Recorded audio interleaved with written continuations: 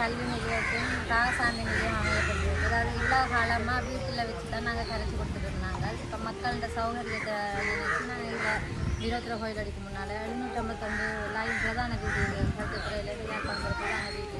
இந்த பிரதான வீதியில் நாங்கள் போட்டிருக்கோமே சொல்லியிருந்தோம். அதில் நோயாளிகள் ஹாஸ்பிட்டலுக்கு போகிற நோயாளர்களுக்கு மற்றது பாடசாலை போகிறப்போ இல்லை எக்ஸாம் நடக்கிற நோயாளிகளுக்கு போகிற பாடசாலை மாணவர்களுக்கு அவையிலும் போகிறாங்க.